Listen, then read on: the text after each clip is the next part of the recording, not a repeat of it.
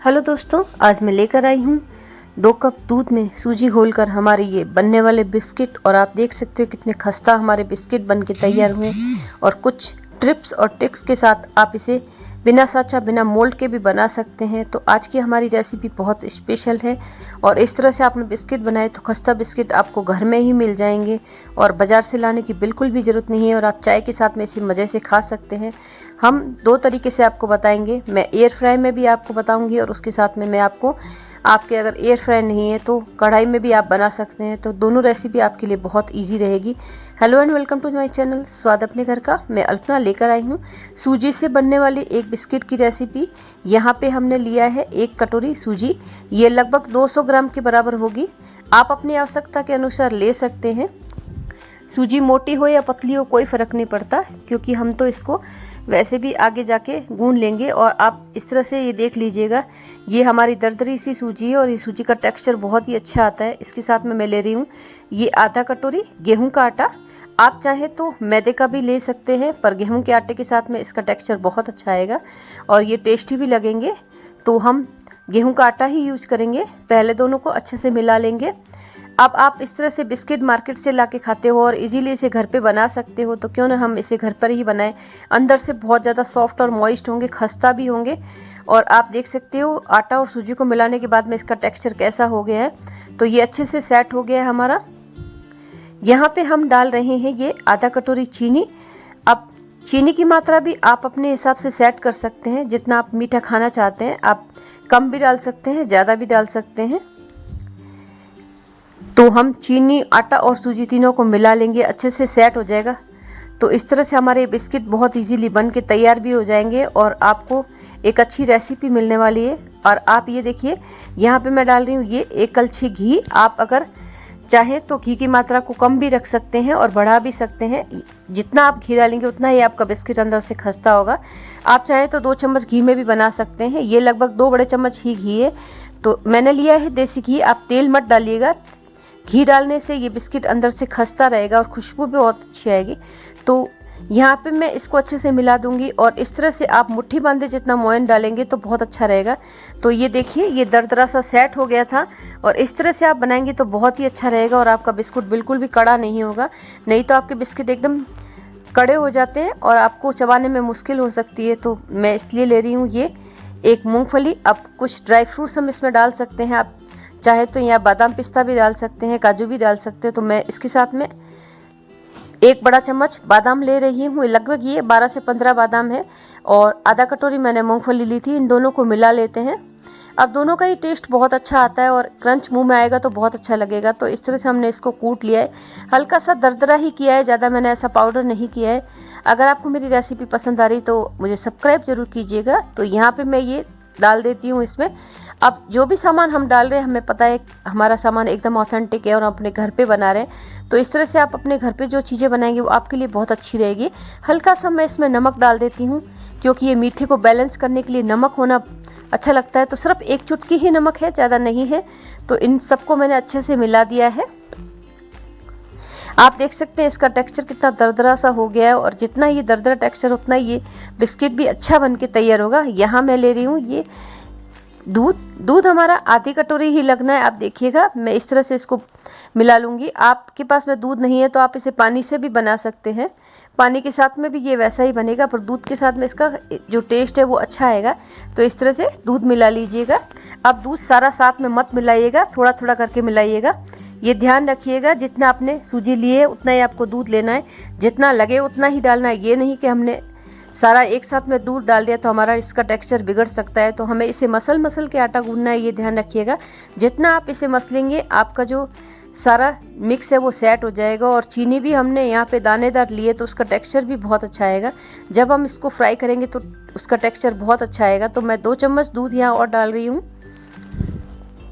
कुल मिला के हमारा आधी कटोरी ही दूध लगना है, पूरी कटोरी नहीं लगेगा। तो कुछ इस तरह से आप देखिए, ये इस तरह से एक डो तैयार हो जाएगा। इस डो को हमें ज़्यादा रेस्ट करने के लिए नहीं रखना है, हमें सीधा ही इसका हाथों हाथ बिस्किट बनाने हैं। अगर आपने रेस्ट करने के लिए रख दिया तो चीनी पानी छोड़ देगी और फिर आपके बिस्किट अच्छे नहीं बनेंगे। तो ध्यान रखिएगा, इस डो को ज़्यादा रेस्ट नहीं करने देना है हमें। तो इस तरह से थोड़ी देर मैंने इसको रख दिया था और आप देख सकते हैं आधा कटोरी दूध हमारा बच चुका है। इस आधा कटोरी दूध का हम प्रयोग चाय बनाने के लिए कर सकते हैं और बाकी कामों में भी कर सकते हैं। डो हमारा लग चुका है, आप देख सकते हो कैसा डो बन के तैयार हुआ है। ये ज़्यादा सॉफ्ट भी नहीं है और ज़्यादा हार्ड भी नहीं है, ये ध्यान रखिएगा। तो डो हमारा लग चुका था और मैं इस तरह से इसकी ये लोई बना के बिस्किट बना सकते हैं। अब आप चाहे तो हाथ से भी इस तरह से बना सकते हैं, एक चम्मच का नाप लेके भी बना सकते हैं अगर आपको एक बराबर बिस्किट चाहिए तो, पर ऐसा कोई ट्रक होता नहीं है, आप जैसा चाहे वैसे कर सकते हैं। तो इस तरह से आप हथेली का दाब दे के भी बिस्किट बना सकते हैं, एकदम ये सेट हो जाएगा। पर मैं आपको एक तरीका और भी बताने वाली हूँ। तो आप इस तरह से हाथ से फैला के गोल कर लीजिए और ये आपका बिस्किट तैयार हो जाएगा। और आप चाहें तो एक लोई उठा के इस तरह से गोला बना के ग्लास के या कटोरी के पिछले हिस्से से दबा दीजिए और ये आपका बिस्किट बन के तैयार हो जाएगा। आपको बिल्कुल भी किसी मोल्ड या सांचे की ज़रूरत नहीं पड़ेगी, आपका इजीली बिस्किट बन के तैयार हो जाएगा। तो हमने अपने सारे बिस्किट इसी तरह से तैयार कर लेने हैं। आप देख सकते हो कितना ईजी प्रोसेस है और ये बिस्किट आपको खस्ता जैसा टेस्ट देगा और आपको जैसे आप ठेकुआ बनाते हैं छठ पूजा में वैसा भी टेस्ट देगा। वो आटे का होता है और ये सूजी का है। तो आप इसका टेक्सचर देख सकते हो अंदर से कैसा सेट हो चुका है। इसी टेक्सचर के कारण हमारे बिस्किट खस्ता बनेंगे, ये ध्यान रखिएगा। तो आपका टेक्सचर भी कुछ ऐसा ही होना चाहिए। तो इस तरह से ये बिस्किट आपके लिए बहुत ही अच्छे रहेंगे। आप चाहें तो एक ढक्कन के माप से भी बिस्किट बना सकते हैं। ढक्कन के अंदर इसको आप सेट कर दीजिए और काट दीजिए, तो वो पूरी बना के भी आप काट सकते हैं। तो ये सारे प्रोसेस आपके लिए बहुत ज़्यादा इजी होंगे। आप चाहें तो कुकी कटर से भी कर सकते हैं, पर हाथ से हम इजीली कर सकते हैं तो हमारे बिस्किट इजीली तैयार हो ही जाएंगे, क्योंकि ये सॉफ्ट इतना हमारा डो है तो अच्छे से सेट हो ही जाएगा। मैं एक साइड में पैन में तेल चढ़ा रही हूँ। आप चाहें तो इन बिस्किट को घी में भी बना सकते हैं और आप चाहें तो तेल में भी बना सकते हैं, पर ये ध्यान रखिएगा सरसों का तेल बिल्कुल भी यूज़ मत लीजिएगा। आप रिफाइंड ले सकते हैं या मूंगफली का तेल यूज़ लीजिएगा। मेरे बिस्कुट तैयार हो गए थे तो मैंने यहाँ पे कुछ जो बादाम बचा के रखे थे ऊपर से चिपका देती हूँ। आप चाहें तो यहाँ पे काजू भी लगा सकते हैं, मूंगफली भी लगा सकते हैं और आप चाहें तो पिस्ता भी लगा सकते हैं। तो मैंने थोड़े से बिस्किट में पिस्ता का प्रयोग भी किया, क्योंकि पिस्ता का जो टेस्ट होता है मुझे बहुत अच्छा लगता है। तो कुछ इस तरह से मैंने इसको ऊपर से चिपका दिया है। अब ये जो सारे बिस्किट है इस तरह से आप डेकोरेट करोगे तो बहुत अच्छा लगेगा और एकदम ऑथेंटिक स्वाद भी आएगा। जब ये ऊपर से क्रश हो सीख जाएगा तो आपको क्रंची भी आएगा मुंह में। तो ये रेसिपी आपके लिए बहुत ही ज़्यादा टेस्टी होने वाली है और आप घर पे बना सकते हैं। तो आप बाज़ार से क्यों लाएं, घर पर ही ऐसी रेसिपी बनाकर आप खा सकते हैं। और हमारे जो दादी नानी थे वो छोटे छोटे प्रयोग करके इस तरह से बिस्किट घर पे ही बना लिया करते थे। तो हम भी वही कर रहे हैं और ये हम बिस्किट बना रहे हैं। तो मैं एक जो बैच है वो एयर फ्रायर में बना के बताऊंगी आपको और एक बैच आपको तेल में तल के बताऊंगी। तो ये जो लोग हेल्थ कॉन्शियस है वो आप यहाँ पे एयर फ्रायर में बना के खा सकते हैं। एयर फ्रायर में आप टेम्परेचर को बस आपको मेंटेन रखना है। मैंने यहाँ पे 180 डिग्री पे इसको मैंने एक साइड में 10 मिनट सेका था, दूसरी साइड में भी मैंने इसको पलट के 10 मिनट किया था। तो आप ये ध्यान रखिएगा 20 मिनट में आपके बिस्किट अच्छे से तैयार हो जाएंगे। यहाँ पे मैं इसको चला रही हूँ तेल में। आप तेल में इसको गरम करके आंच को एकदम धीमे कर दीजिएगा, एकदम तेज आंच पे बिल्कुल मत तलिएगा, ये ध्यान रखिएगा। अगर आपकी आंच तेज होगी तो आपके बिस्किट बहुत जल्दी लाल हो जाएंगे, फिर आपके बिस्किट खाने में उतने ज़्यादा टेस्टी नहीं लगेंगे, क्योंकि चीनी जब जल जाती है तो वो कड़वा टेस्ट कर देती है। तो आपको बस इस चीज़ का ध्यान रखना है, आपको तेल को गर्म करना है और गैस की आंच को एकदम स्लो कर देना है, ताकि आपका मिनिमम गैस पे आपकी ये आंच पे सेट हो जाएगा बिस्किट और अच्छे से फ्राई भी हो जाएगा। तो कुछ इस तरह से हमें इसे तलना है।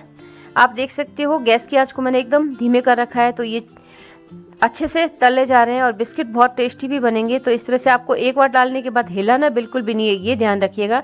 अगर आप हिलाएंगे तो आपका बिस्किट टूट भी सकता है, तो आप यहाँ पे बिल्कुल हिलाइएगा मत। आप देख सकते हो हमारे बिस्किट तल रहे थे और इसकी खुशबू भी बहुत अच्छी आती है जब भी फिर। अब मैंने इसको थोड़ा सा इसको पलट दिया। आप देख सकते हो एक साइड का कलर कितना प्यारा सा निकल के आया है। इतना ही गोल्डन करना है, इससे ज़्यादा गोल्डन हमें नहीं करना है। अगर इससे ज़्यादा गोल्डन करेंगे तो हमारा बिस्किट थोड़ा सा हमें कसेला लग सकता है। तो इस तरह से दोनों तरफ से हमें इसे पकाना है।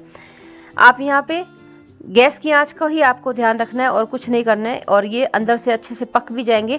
जितनी देर आप इसको पकाओगे अंदर तक ये अच्छे से पके हुए होंगे, ध्यान रखिएगा। अगर आपने जल्दी की और गैस की आंच को तेज़ रखा तो आपके बिस्किट अंदर से कच्चे रहेंगे। तो आप देख सकते हो दोनों तरफ से मैं इसको उलट पलट के तल रही हूँ। अब आप बिस्किट किस तरह से बनाते हैं ये भी मुझे बताइएगा, और आपने कभी इस तरह से बिस्किट बनाए तो मुझे भी बताइएगा। दिवाली के अवसर पर हमारे यहाँ पे खस्ता कुछ इस तरह से बनाई जाती है, तो आप भी ये बना सकते हैं। अभी हमारे यहाँ पे नवरात्रि का त्यौहार है, हम माता को भोग लगा सकते हैं अलग अलग चीज़ों का, और हमारे तो आज गौर माता का भोग भी यही लगा है, और हमने इस तरह से ये रेसिपी बनाकर गौर माता को भोग लगाया। तो आप भी ये बनाइएगा ज़रूर, और इस तरह से बिस्किट बना के आप डब्बा भर के रख सकते हैं। ये बिल्कुल भी ख़राब नहीं होते, काफ़ी टाइम तक टिके भी रहेंगे। और ये आप नमकीन भी बना सकते हो, अगर आप कहोगे तो मैं नमकीन बिस्किट की रेसिपी भी आपके लिए ज़रूर लेकर आऊँगी। तो इस तरह से हमारी ये खस्ता तैयार हो गया है, और अंदर से एकदम खस्ता और मॉइस्ट होगा, और बाहर से ये एकदम क्रंची होगा। तो ये बिस्किट आपको बहुत टेस्टी भी लगेगा। तो आप देख सकते हो इसका कितना प्यारा सा कलर निकल के आया है। मैं आपको दिखा देती हूँ कटोरी में डाल के। अब आप देखिए इसका कलर कितना प्यारा सा निकल के आया, और एकदम क्रंची भी है, खाने में भी उतना सॉफ्ट है, और अंदर से एकदम मॉइस्ट भी है। तो ये बिस्किट बहुत अच्छे से बन के तैयार हो सकते हैं। अगर आपको अच्छा लगे तो मुझे सब्सक्राइब कीजिएगा, अपने दोस्तों के साथ में ये रेसिपी शेयर कीजिएगा, और इस तरह से मैं आपके लिए एकदम टेस्टी और घर पे बनने वाली रेसिपीज़ लेकर आती रहूँगी। तो आपको ये रेसिपी कैसी लगी कमेंट बॉक्स में एक बार ज़रूर लिखिएगा, और वीडियो को लाइक ज़रूर कीजिएगा, और अपने दोस्तों के साथ में शेयर भी कीजिएगा।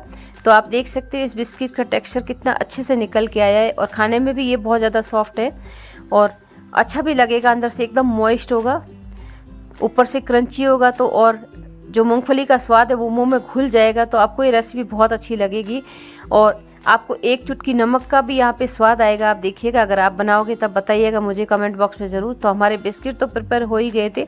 दूसरी तरफ हमने जो एयर फ्राई में बिस्किट पकाए वो भी मैं आपको बताऊंगी। तो आप यहाँ पे देख सकते हो हमारे बिस्किट कितने अच्छे से प्रिपेयर हो गए हैं, और मैंने कुछ बिस्किट को थोड़ा सा ज़्यादा तलाया था, क्योंकि मुझे बहुत ज़्यादा क्रंची चीज़ें पसंद है। तो मैं हमेशा इस तरह से बनाती हूँ कि मेरे मुंह में घुल जाए। तो यहाँ पे देख सकते हो एयर फ्राई वाले भी हमारे प्रिपेयर हो चुके हैं।